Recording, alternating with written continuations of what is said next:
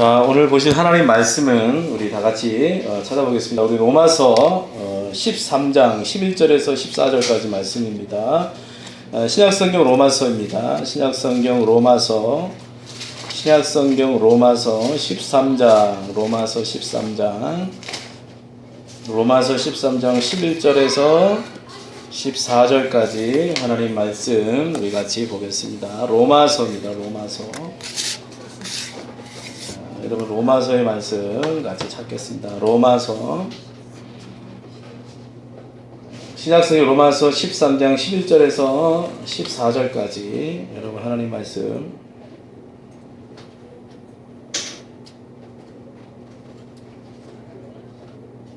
자, 다 찾은 줄 알고 우리 같이 한 목소리로 같이 읽도록 하겠습니다. 로마서 13장 11절에서 14절 말씀 다 같이 읽겠습니다. 11절부터 시작.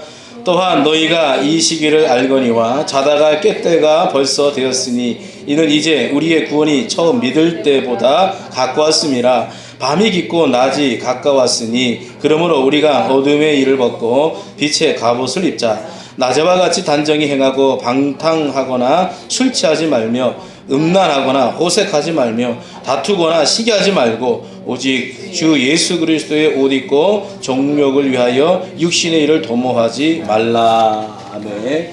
오늘 말씀의 제목은 지금은 자다가 깰 때입니다 라고 하는 말씀의 제목을 통해서 잠시 은혜를 나누도록 하겠습니다. 지금 우리나라는 이 메르스로 인해서 엄청난 어려움을 겪고 있습니다. 다른 나라에서도 어떻게 이렇게 빨리 확산이 될 수 있을까 할 정도로 확산 속도가 굉장히 빠르다라는 것입니다. 이 메르스는 중동 지역의 호흡기 질환인데 낙타의 숙주를 통해 감염되고 그리고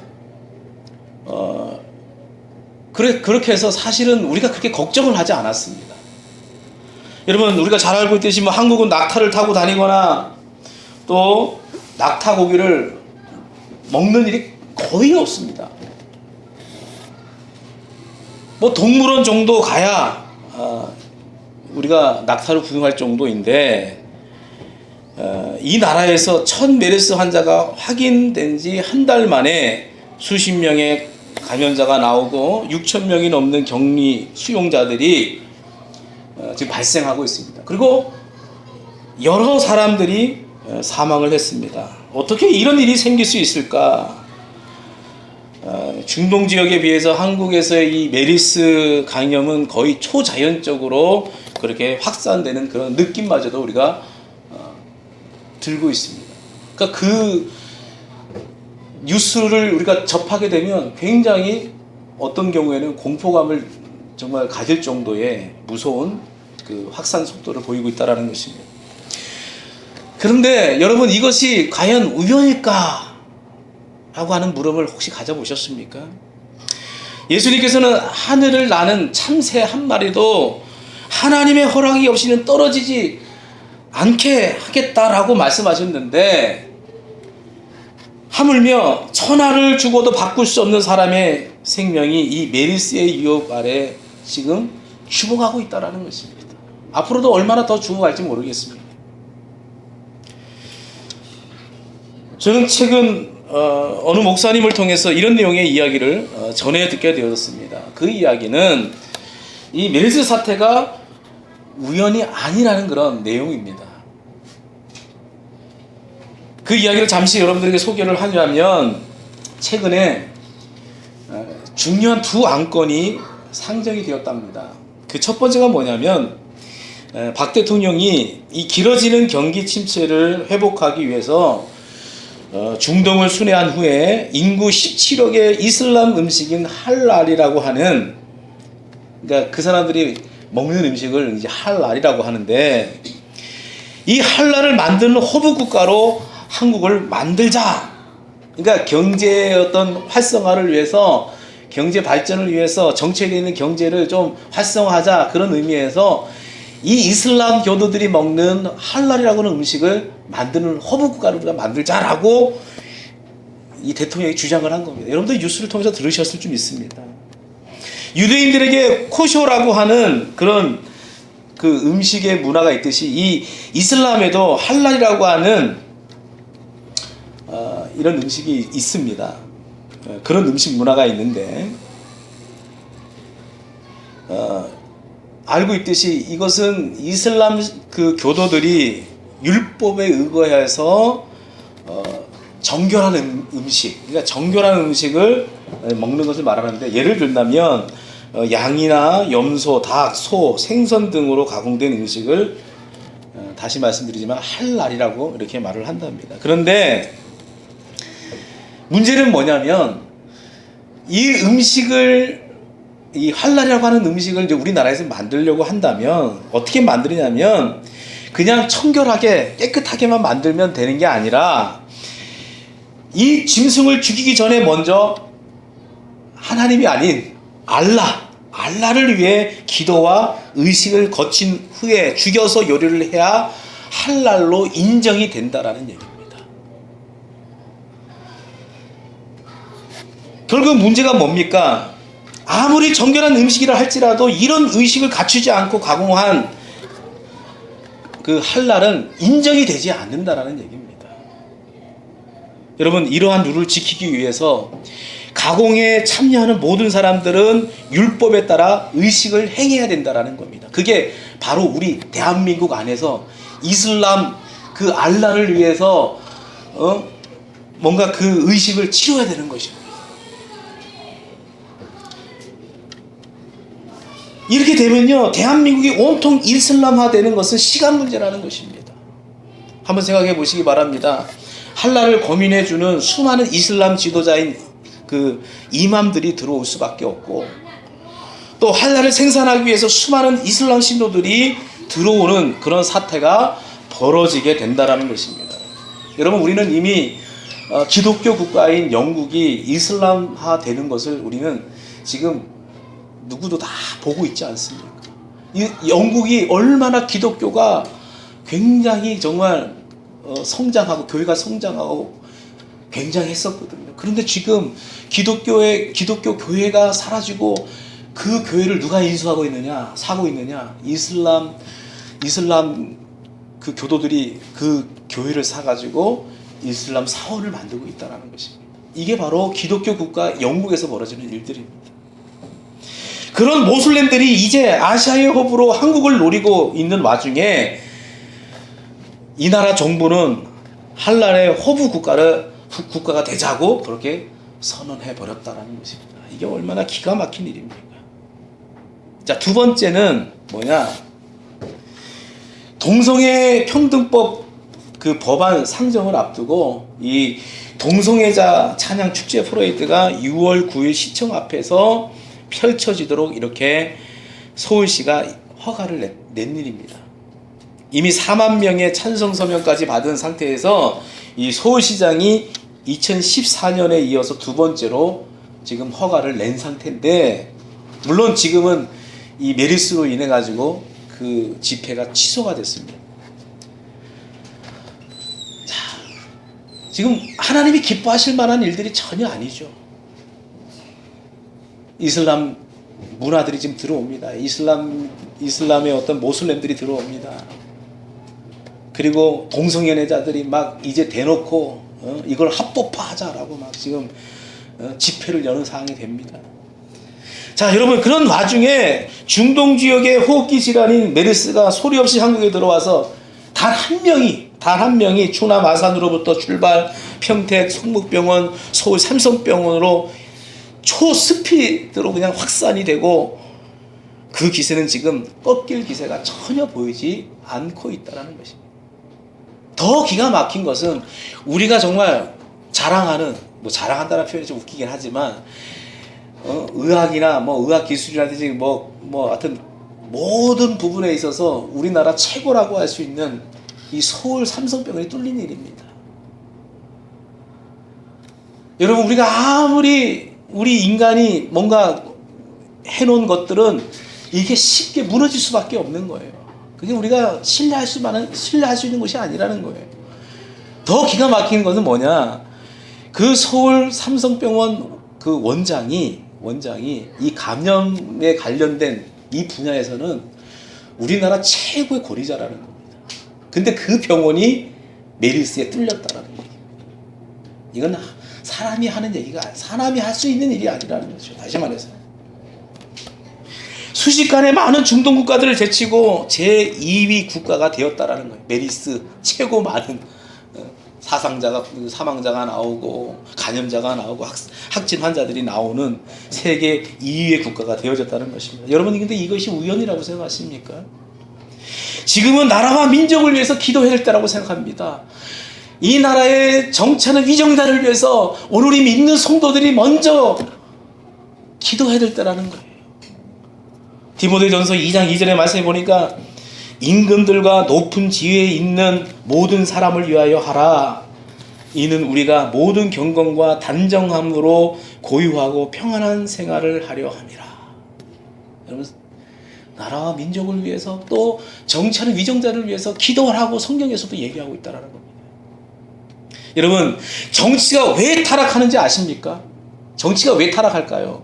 정치가가 타락해서가 아닙니다. 정치인이 타락해서가 아니에요. 우리는 그래서 늘 보게 되면 누가 문제라고 얘기를 합니다. 저 대통령이 문제고 국무총리가 문제고 저 국회의원들이 문제라고 얘기를 합니다. 물론 문제는 문제입니다. 그러나 더 그 문제의 본질을 봐야죠. 왜 저 사람 저 타락할까? 저 사람들이 왜 비리를 저지를까? 그것은 국민의 도덕성이 타락했기 때문에 그렇습니다. 그것을 견제할 만한 도덕성이 없을 때 여러분, 그 정부는 타락할 수밖에 없습니다. 국민의 도덕성은 왜 타락하는 것인지 아십니까? 그렇다면 왜 국민의 도덕성이 타락합니까? 그것은 그 도덕을 지킬 만한 영적인 힘이 없기 때문에 그렇다라는 거예요. 더 자세히 말씀드리자면 도덕의 타락은 종교의 타락에서부터 오는 것이다라는 것입니다. 오늘날 교회가 자기 역할을 다 하지 못합니다. 목사들이 맡은 바 역할을 다 하지 못합니다. 오히려 보게 되면 큼직큼직한 이 사고를 치는 분들을 보게 되면 교회가 사고를 치고 오히려 주의 종들이 사고를 치고 있습니다.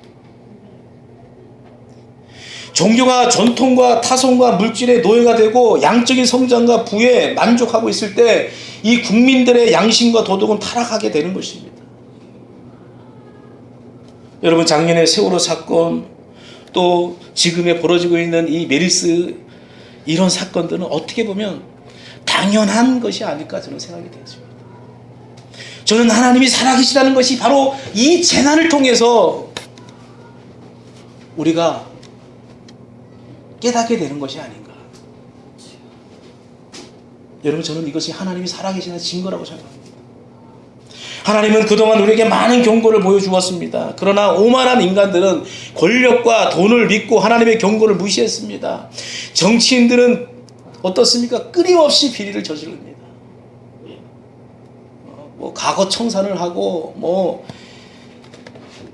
뭔가 깨끗하게 하겠다라고 하지만 그럴 때마다 그게 제대로 되어지는 것을 우리가 한 번도 보지 못하지 않았습니까?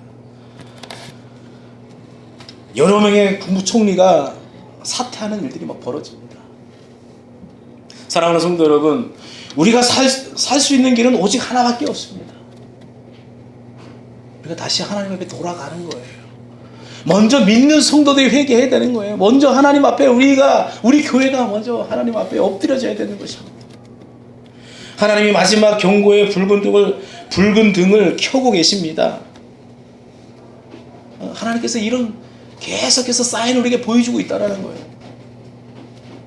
몇 년 지나면 괜찮아지겠지. 이것이 바로 구약 이 잘못된 예언자들의 말입니다. 여러분, 에레미야가 이제 이 민족이 회개해야 됩니다. 우리가 이방신을 섬기고 하나님을 떠나고 이렇게 잘못을 저지르고 있을 때 우리는 하나님 앞에 회개해야 됩니다. 엎드려야 됩니다. 라고 할 때 여러분, 거짓 선지자들, 거짓 예언자들 뭐라고 그러잖아요. 뭐라고 했냐면 몇 년 지나면 괜찮아질 것이다. 하나님께서 이렇게 말씀하셨다. 우리에게 평안을 주셨다. 여러분, 주의 종들이 만약에 이런 얘기를 하게 되면 여러분 어떻게 받아들이겠습니까? 마음의 안심을 찾을지 모르겠어요. 평안을 찾을지 모르겠어요. 근데 벌써 구약에 이미 이런 하나님께서 엄청난 경고를 우리에게 말씀하시고 사인을 보내주심에도 불구하고 이 거짓 예언자들은 몇 년 지나면 괜찮아질 것이다 라고 얘기를 했다라는 것입니다. 평안하다 평안하다, 하나님은 사랑이시다, 우리를 용서하신다, 한번 봐주실 것이다, 이렇게 우리를 적당히 넘어가게 하는 유혹이 계속해서 우리 가운데, 우리 안에도 있다라는 것입니다. 그런데 절대 그렇지 않다라는 것입니다. 하나님이 경고의 메시지를 주실 때는 여러분 그때 깨닫고 돌아서야 된다라는 겁니다. 이러다가 지나가겠지, 하나님은 사랑이신데 뭐 우리를 심판하시겠어, 이러면 하나님께서 지금 안 된다고 매를 드시고 자꾸 경고를 주시는데도 안일하게 그렇게 계속해서 그렇게 나가시겠습니까? 저는 이번 일은 심상치 않습니다. 마지막 경고일지도 모릅니다. 여기서 우리가 하나님 앞에 무릎을 꿇고 가슴을 찢으면서 회개하지 않으면 우리는 어디로 갈지 모르겠습니다. 어떻게 될지 모르겠어요. 저는 이런 상황 속에서 우리 크리스찬들, 예수 믿는 사람들이 어떻게 살아야 하는가.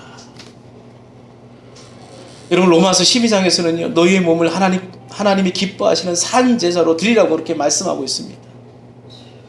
또 받은 은사대로 살라, 그리고 원수를 미워하지 말고 너희 핍박하는 자를 저주하지 말고 축복하라는 그런 말씀과, 또 13장에 와서 권위에 순종하라는 거예요. 권위에 순종하라, 사랑은 율법의 완성이다, 이렇게 말씀하고 있습니다. 이게 우리가 쭉 지금 로마서 12장과 13장에 보게 되면 우리 크리스찬들이 어떤 삶을 살아야 될 것인지에 대해서 이 사도 바울이 쫙 설명을 하고 있습니다.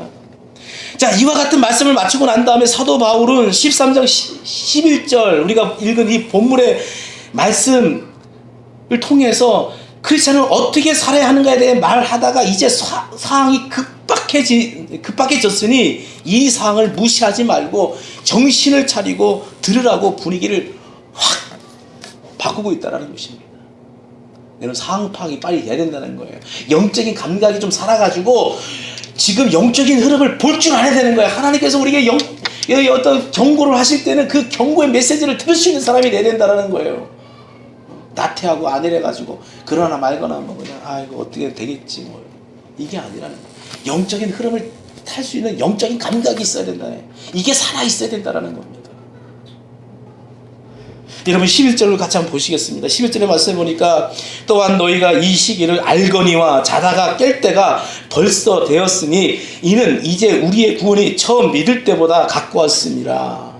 지금은 자다가 깰 때라고 사도 바울이 말하고 있습니다. 여러분, 영적인 깊은 잠에 자고 계십니까?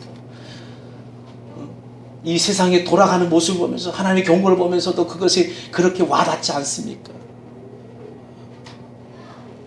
여러분, 11절의 말씀에 보면 자다가 깰 때가 이미 되었다라고 말씀하고 있습니다. 이제 일어나라는 말이 아니라 이미 되었다라고, 여러분, 이미 되었다라는 거예요. 이미 여러분, 우리가 깰 때가 됐다라는 거예요. 영적으로 깨어서 하나님의 말씀을 들을 때가 됐다라는 거예요. 경고를 들을 때가 됐다라는 것입니다. 여러분, 이 말씀에 주목하시기 바랍니다. 두 번째는 우리의 구원이 처음 때보다 가까웠다고 또 한 번 때에 관한 얘기를 하고 있다는 것입니다. 여러분, 때 중요합니다. 이 때를 놓치면 안 돼요. 성경은 항상 그 때를 놓치게 되면 구원도 그 때가 있는 거예요. 그 때를 놓치면 아무리 뒤에 가서 후회를 해도 소용이 없습니다. 여러분, 구원은 세 가지 시제를 가지고 있습니다. 구원하면 그냥 우리가 예수 믿고 하나님 나라 가는 것, 이렇게 우리가 생각하는데, 이 구원도 우리가 세 가지로 나눌 수가 있는데 그 세 가지가 뭐냐? 우리가 예수님을 믿음으로 구원을 먼저 받습니다. 예수를 믿음 구원을 받습니다. 그 다음에 현재 예수님을 믿음으로 구원을 받아 성화하고 있다는 거예요. 그걸 또 하나의 시제로 보는 겁니다. 그 다음에 뭡니까? 마지막 날 우리는 완전한 구원인 영화에 이르게 된다는 겁니다. 다시 말해서 이 구원이라는 건 예수 믿고 이제 구원받는 거, 하나님의 자녀가 되고 축복, 하나님의 나라에 갈 수 있는 그런 하나님의 사람이 되는 건데, 거기서 머무는 것이 아니라 계속해서 그 구원이 이제 계속 주님을 닮아감으로 인해서 성화에 가야 된다는 거예요. 그리고 마지막은 영화의 단계에 이르러야 된다는 겁니다. 계속 어떤 성장해 가야 된다. 예수님을 계속해서 닮아가야 된다는 거예요. 그냥 예수 믿고 구원받았다, 이걸로 끝이 아니라는 것이죠. 자, 이와 같은 여러분 이 세 그 시제 중에서 여러분이 처음으로 예수님을 믿을 때는 하나님의 자녀답게 살지 않아도 용납해 주십니다. 왜냐하면 아는 것이 없기 때문에. 여러분 예수 믿고 처음부터 뭐 기도하는 법을 압니까? 또 하나님 앞에 헌금 드리는 걸 압니까? 잘 모른다라는 거예요. 그러니까 그때는 하나님께서도 다 봐줘요. 초신자니까 다 봐준다라는 거예요. 모르니까. 성경도 잘 알지 못하고 교회 생활도 익숙치 않기 때문입니다. 그러나 이제는 그렇지 않다라는 말입니다. 이제 예수 믿은 지 이제 10년이 지났으니 장난하지 말고 감정거리하지 말라는 것입니다. 또 변명도 받아들일 수 없다라고 그렇게 말하고 있다는 거예요. 이제는 처음 믿을 때가 아니라는 것입니다. 우리가 구원이 처음 믿을 때보다 가까웠다라고 성경은 지금 분명히 말하고 있다는 거예요.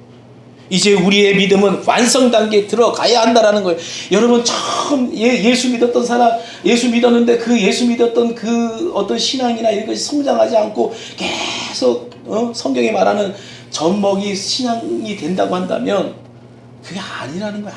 그렇게 돼서는 안 된다는 거예요.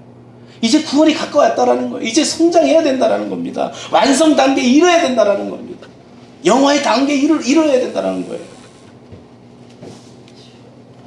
초보 단계가 아니라 이제는 생각하는 것이나 말하는 것이나 행동하는 것을 책임지는 존재가 되어야 한다라는 거예요. 그 하나님 편에서 볼 때 이제 뭔가 하나님을 위해서 정말 기도하고 하나님을 위해서 정말 하나님을 섬기는 정말 이 시대 가운데 하나님께서 뭔가를 원하시고 계시는지를 알고 그리고 재빨리 영적으로 그것을 파악해서 상황 파악을 해서 이제 뭔가 주님을 위해서 일할 때가 됐다라는 것입니다.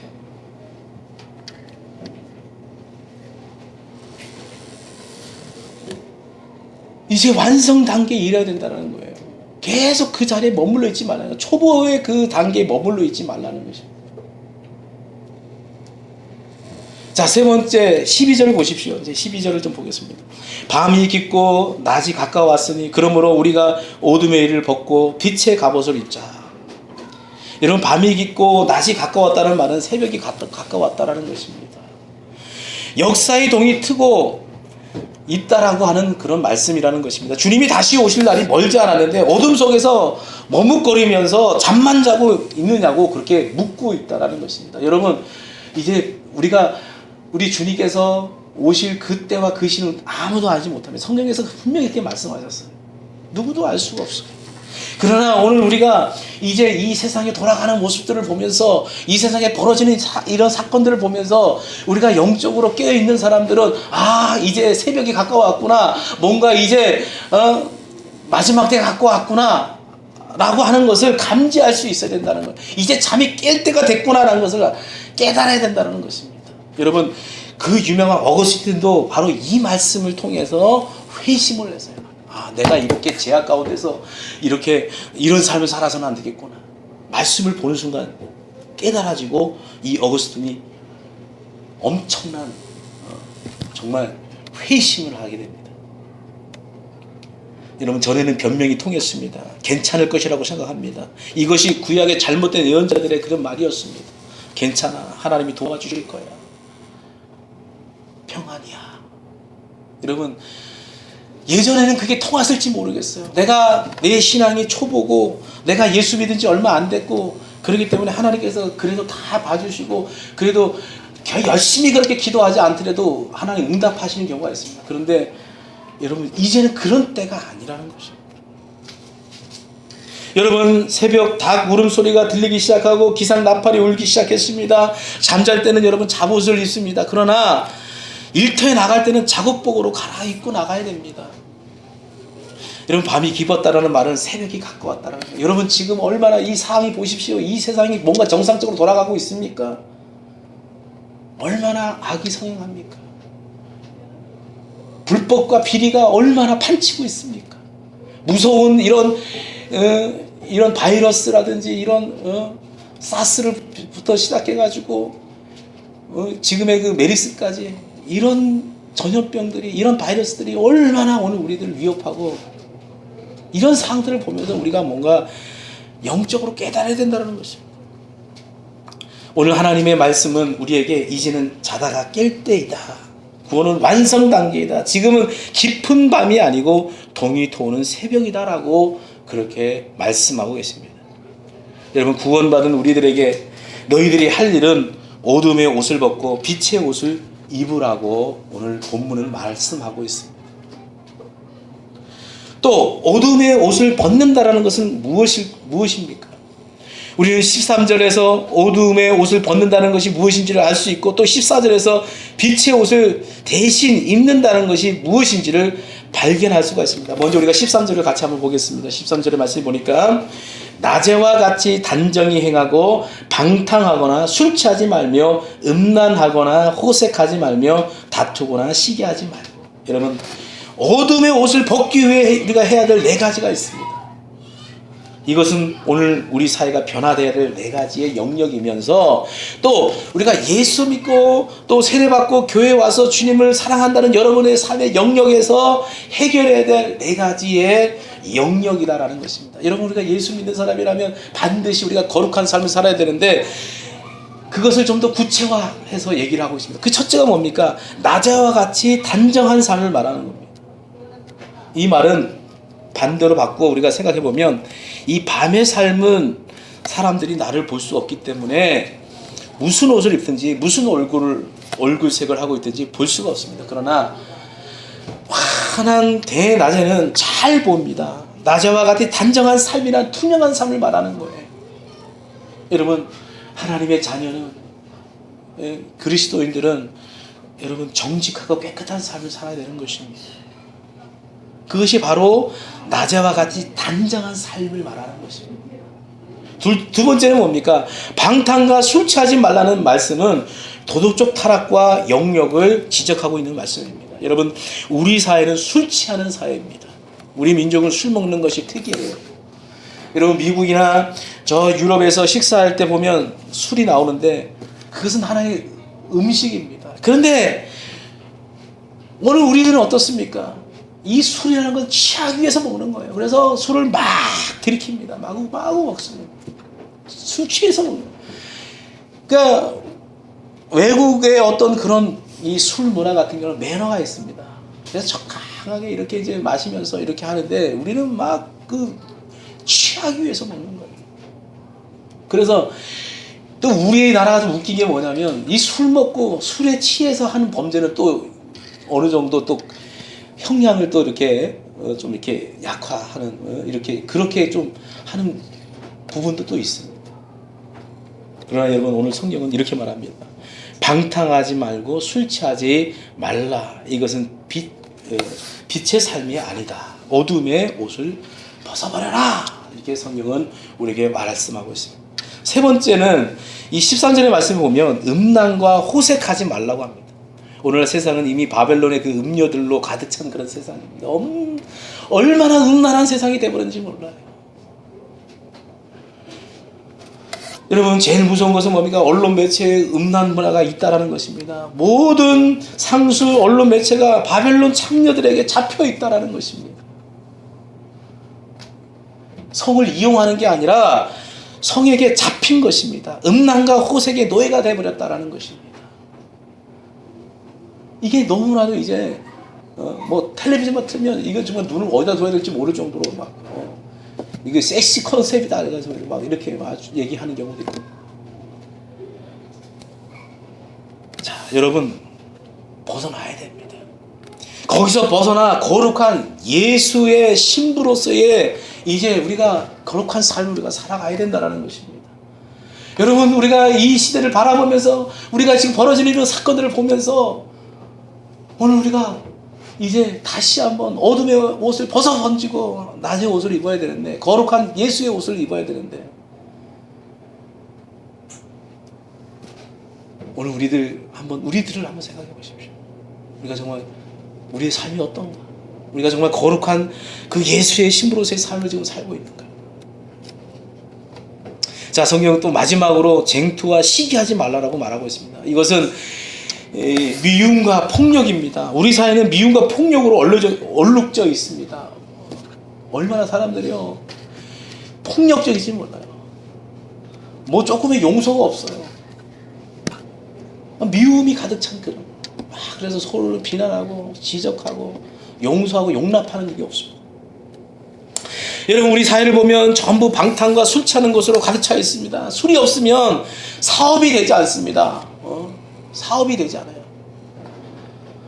그것이 우리 문화입니다. 미움과 폭력으로 가득 차 있습니다. 이런 어두움의 일을 벗지 않으면 심판이 온다라는 겁니다. 이게 성경이 하나님이 우리에게 하시는 경고고 우리에게 하시는 말씀입니다. 심판이라는 말은 여러분 겁을 주기 위해서 하시는 말이에요. 겁을 주기 위해서 하는 말이 아닙니다. 이것은 사실입니다. 사실. 여러분, 우리가 지옥 얘기할 때 겁을 주기 위해서 지옥 얘기하는 것 같지만 성경에 지옥이라는 것이 있고 분명히 있는 것입니다. 이것은 사실이라는 거예요. 우리는 이제 정치라는 것이, 경제라는 것이 그렇게 단순한 것이 아님을 우리가 배웠습니다. 잘못한 그 사람만 무너지는 것이 아닙니다. 여러분, 정치인들 그 사람이 하나 잘못해가지고 그 사람만 무너지는 게 아니에요. 요번에 보건복지부 장관이 메르스의 이런 사태를 갖다가 더 크게 키운 거예요. 그 사람 한 사람이 잘못함으로 해서 그 사람이 정말 자기의 어떤 그 해야 될 역할을 제대로 하지 못함으로 인해서 지금 얼마나 나라가 혼란하고 많은 국민들이 어려움을 겪고 있습니까?